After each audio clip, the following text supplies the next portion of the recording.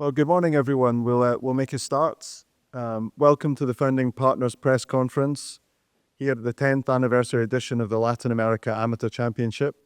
My name is Mike Woodcock. I'm from the RNA, and I'll be moderating today's press conference. I'll begin this morning by introducing our panel. To the far left is Mr. Fred Ridley, chairman of the Augusta National in the Masters Tournament. In the center is Mr. Mike Whan, CEO of the United States Golf Association. And then to my immediate left is Mr. Niall Farquharson, chairman of the RNA. We'll begin our press conference this morning with some opening remarks from Mr. Whan, and then we'll follow up with some questions. And we do have microphones and translation available if needed. But we'll begin with an announcement and some opening remarks from Mike. Thanks, Mike. Good morning, everyone, and thanks for being with us. If you don't speak English as your primary language, my high school Spanish won't get us through this. So the good news is, if you don't understand me, it'll be a great morning for you, but I'll do my best.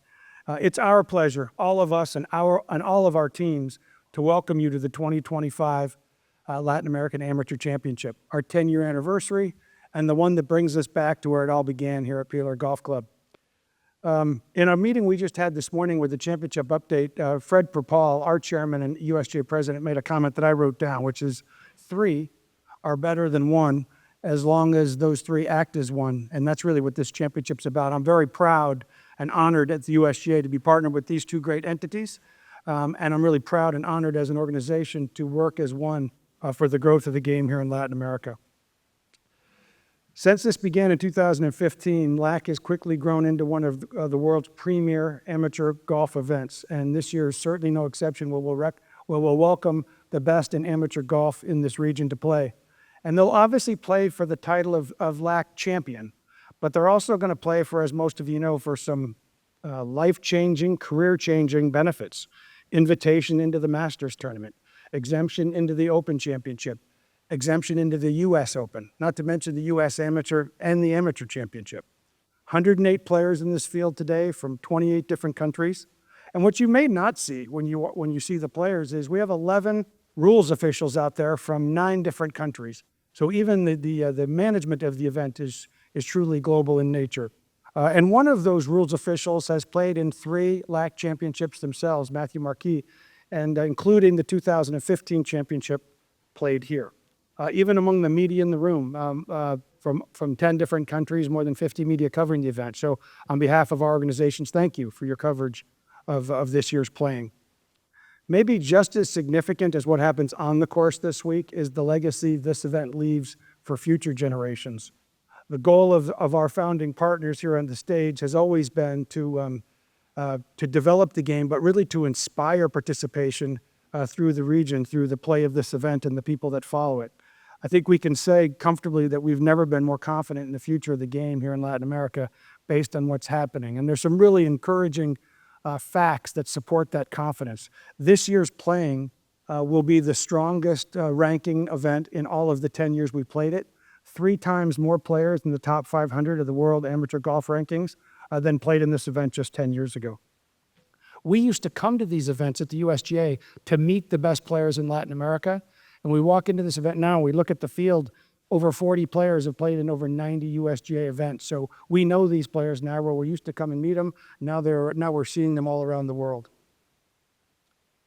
In addition to the playing of the event, this year we're introducing for the first time the creation and launch of the Latin American Amateur Champion Academies. And this is a program that was really spearheaded by the successful Asia Pacific Amateur, where we'll dedicate resources to education and information and instruction for players in Latin America. That will continue the impact and efforts of this championship well beyond the championship week. And it'll start this year. This year, we'll begin with our first Latin American Amateur Championship Academy site at Costa de Campo, a 3-time host of the LAAC Championship. As I wind up my remarks, I just want to say a huge and very sincere thank you to the Argentina Golf Association and Pilar Golf Club, Mateos Ramoli, and your work on the golf course with your team. We know that, I have a friend that always says, great championships are a result of passionate, committed leaders. And when we think about Argentina Golf Association and Pilar Golf Club, we think about passionate, committed leaders that have created this championship. On a personal note, too, on behalf of all of us that were there at last night's welcome reception, we just want to thank the Argentina Polo Association that gave us a great experience, a great local experience and made us feel part of the culture. I'll end with this. For those of you that are doing your planning for January 26 and wondering where you might be flying, I'm proud to tell you that the 2026 playing of the Latin American Amateur Championship will be played at the Lima Golf Club in Lima, Peru. Get that flag out, boys.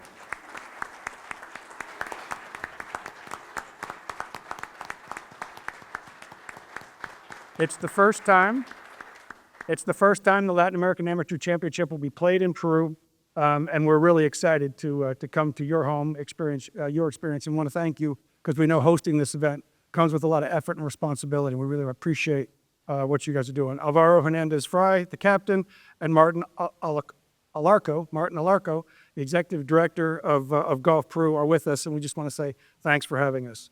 On behalf of the three entities, the three gentlemen you see on the stage, but probably more importantly, the huge groups of people from our organizations that have worked together, we just want to say thank you for helping to grow this championship and for the difference it's not just making today, but it'll make in generations in the future. I'll throw it back to you, Mike. Thank you, Mike. We'll now take some questions. If you'd like to raise your hands, we shall get a microphone to you. Yes, at the back left there. Good morning. Chairman Ridley, could you please give us your thoughts on the announcement of the new LAAC Academy? Thank you. Yes. As Mike said, this is something that we're extremely excited about. I've been asked often. I've had the privilege of attending participating in all 10 of these championships. And so now it's time to look to the next decade. And I think starting these academies is going to be a big factor in what we're able to do over the next 10 years. We've seen the results of the academy structure in Asia. We now have 3 academies in connection with the Asia Pacific Amateur, and we're very appreciative that a wonderful venue like Casa de Campo would allow us to establish our first academy for the Latin American Amateur Championship there. And we're just really excited about the future and what that's going to mean for this championship. Next question, Fernando on the left. Yes, the question is for Chairman Ridley again. Can you tell us about the impact that Hurricane Helene had on Augusta National Golf Club and how that will probably affect the Masters tournament?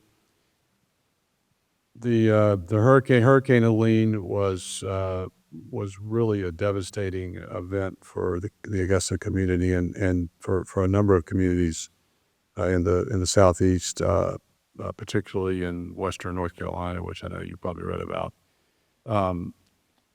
We suffered a fair amount of impact from the hurricane, and as did the entire community. And I think what I'm the most proud of is the response of our entire organization to that natural disaster, which is really what it was. And not only what they did to get Augusta National back in shape, but as importantly, how they pitched in with the Augusta community and really helped out, because there were many people. Many of our people were out of their homes for a number of weeks. No electricity. The community didn't have water for a while. And so I'm just really proud of how our entire organization responded to that. As far as the impact, long-term impact, we have not quite as many trees as we did a year ago. But as far as the golf course goes, it's in spectacular condition. I think we had minor damage to the course, the playing surfaces themselves, but we were able to get that back in shape. And I don't think you're going to see any difference in the condition for the Masters this year.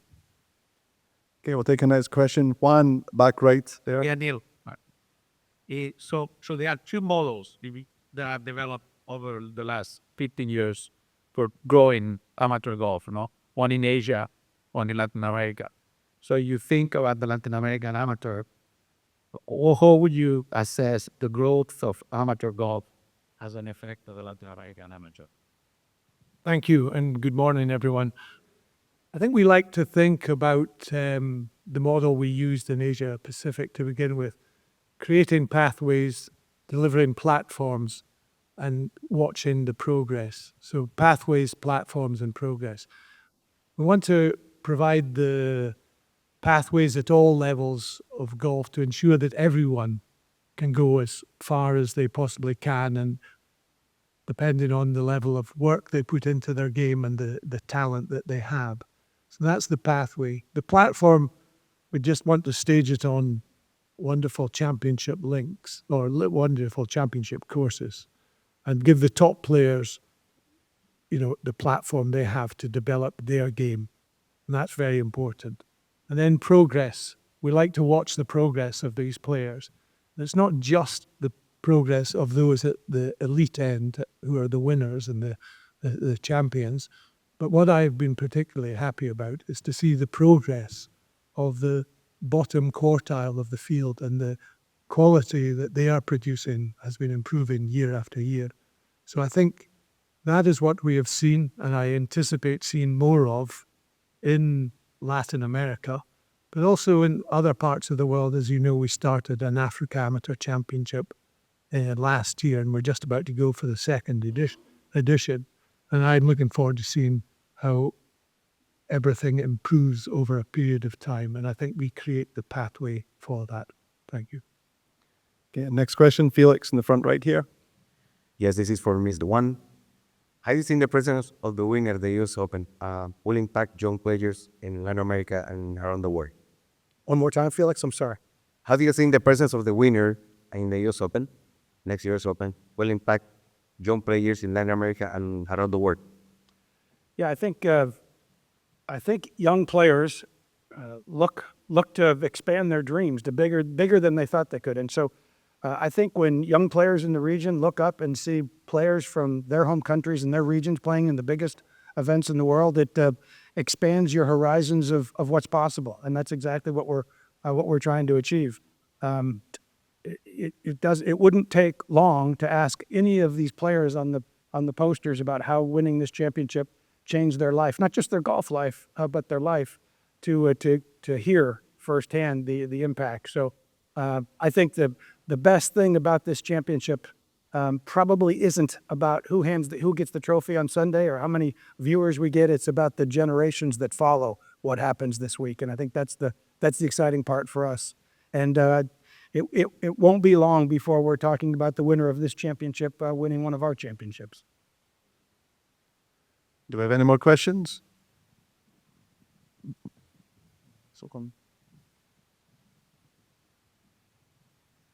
Buen día. Mi pregunta es para Ridley. Con la invitación de Joaquin Niemann, por segundo año consecutivo, un ex campeón del Latin American Amateur Championship, ¿cómo se gesta dicha invitación y el porqué de la misma? Gracias.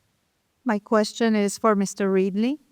With the invitation of Joaquin Niemann for the second time, I would like to know how that invitation is offered, and how do you think about giving out that invitation? Well, you're correct. We invited Joaquin in 2024 and again this year. Traditionally, over the years, the Masters tournament, not every year, but many years, has issued special invitations to international players. And looking at that again this year, Joaquin is a great champion. He played very well in the tournament last year.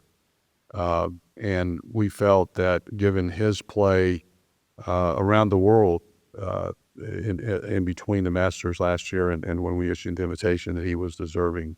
And he's an exciting player, and we're happy to have him back again. Next question. Have you got another question? Who's here at the back? Yes, on the right.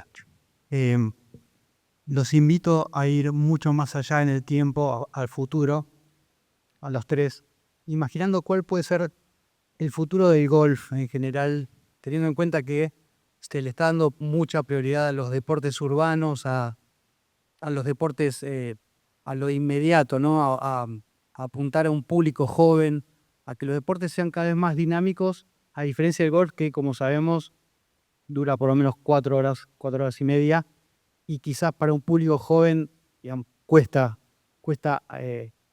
tener ese atractivo. Entonces, los invito a ir mucho más allá en el tiempo para ver qué imaginan de golf los tres. My question is for you to imagine golf in the future, because nowadays the tendency is to have more urban sports, more dynamic sports. We know golf lasts for about 4 hours. So how do you see golf in the future, taking into account this new tendency? Mike, I wonder, given the TGL announcement and so whether you might want to comment. Yeah, I think we're expanding the definition of golf, and I think in a good way. Whether we're talking about driving range, whether we're talking about a TGL kind of experience, simulator golf all around the world, and I think we're starting to provide the game in different bite sizes, if you will, depending on where the player comes in contact. I know my young kids would find an hour and a half at a simulator to be golf. And when I was their age, I probably wouldn't have considered that. And I think that's good for the game. The game is big enough that we've got room, quite frankly. And quite frankly, we should invite the game to be played in a lot of different formats. There's a lot of ways to come into this game. What's exciting, I can speak to the United States. If you went back 10 years ago, 3 out of every 10 golfers that teed it up at a golf course for the very first time would have experienced the game before they got there. And today that number is 8 out of 10. So think about how much different the game is if you've already experienced how to play it before you actually walk on a tee box of a golf course for the first time. And I think that's what's really happened in our game. That's how our game has exploded around the world, but certainly in the States as well. So I find all these different formats of golf are exciting. They're all for different audiences. I spent 3 hours at TGL, and it's funny, since I was at the launch, I couldn't hear any of the player interaction. So my friends told me the next day, wasn't it cool how the players talk to each other? And I was in the arena with, music blaring and the DJ going. And I said, I never heard a player talk to another player, but I had a whole different experience. And I think that's exciting for the game. I think it's exciting that the game can come to you wherever you are, both physically and interest-wise, in a way in which we can bring you into the game. I think that's not only an exciting idea for me personally, it's proving itself to be being great for the game and the on-course participation. I'd like to add one thing to that. I couldn't agree more because these other forms of golf, if you will, are creating fans, and golf needs more fans. Having said that, I think it's important to remember to think about what makes golf so special. Why do we think, all of us who love the game, why do we think it's the greatest sport and it's different than other sports? And a lot of it has to do with the history and the integrity of the game. You play by the rules. You call the rules on yourself. The honor of the game, the camaraderie that's created by playing golf. And so I think as we try to expand the fan base, we need to sort of keep that North Star in sight, because we don't want golf to become like every other sport. So I think that's a really important thing to think about. Okay, we'll take our next question from the left-hand side of the room there, far side. Alejandro Pollo para TV Azteca México, para quien guste responder, preguntarles particularmente su opinión sobre el crecimiento del golf en este país, la constante representación de distintos jugadores con mucha proyección hacia el futuro. Gracias. To any of you, I would like to know what you think about the growth of golf in the country. I believe it's Yuma in Peru. And what you expect this tournament, what impact of this tournament could have in the development of golf. Mexico, sorry. Mexico, yes. I think it was partly regarding Lima and partly regarding Mexico, Nora. Mexico. Mexico. Mike? Yeah, okay.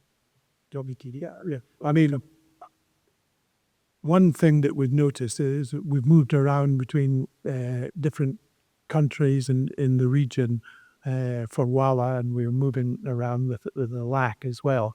Now I was fortunate enough to be in Lima for the WALA in November, and the impact that had locally was quite fantastic, and the interest it showed was everything we had hoped for, and it was wonderfully heartening to see a lot of young people attending the golf championship. And so I think that will be replicated. We see that wherever we go.